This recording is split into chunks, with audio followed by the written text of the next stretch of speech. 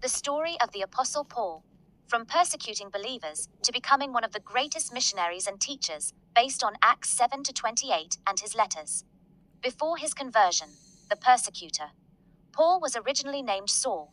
He was born in Tarsus, held Roman citizenship, and was a strict, highly educated Pharisee, trained in Jewish law. View of believers.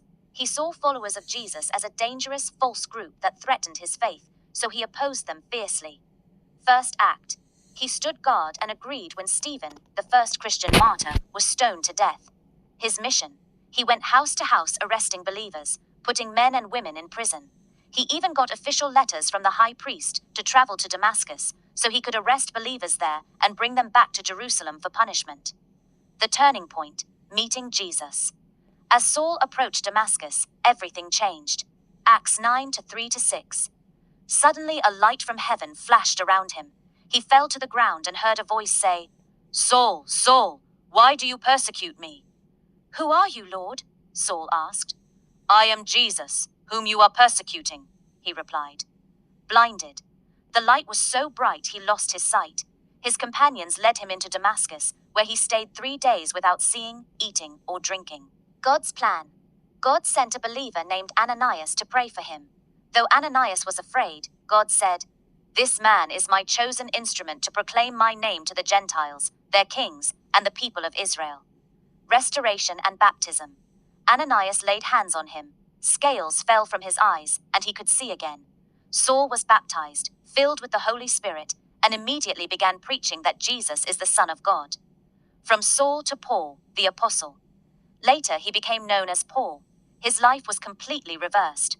Before, he tried to destroy the church. Now, he built it up and suffered for it. His calling. Galatians 1:15-16. God set me apart from birth and called me by his grace to reveal his Son in me, so that I might preach him among the Gentiles. He received the gospel directly from Jesus, not from other people. His work and ministry.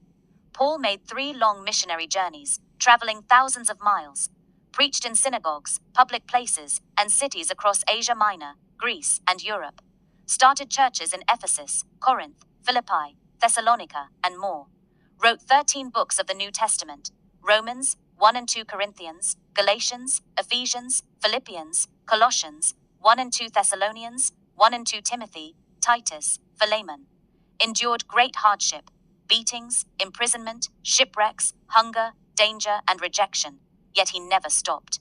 Philippians 4:11-13. I have learned to be content whatever the circumstances. I can do all this through him who gives me strength. His faith until the end. Paul was later taken as a prisoner to Rome, but even there he shared the gospel openly. Church tradition says he was martyred under Emperor Nero around AD 64-67. His final words show his faith. 2 Timothy 4:7-8. I have fought the good fight. I have finished the race. I have kept the faith. Now there is laid up for me the crown of righteousness, which the Lord, the righteous judge, will give to me on that day, and not only to me, but also to all who have longed for his appearing. Key lessons. No one is beyond God's grace. If he could change Saul, he can change anyone. God uses your whole life. He turned Paul's past training and zeal into powerful service. True transformation changes everything, from enemy of the faith to its greatest servant.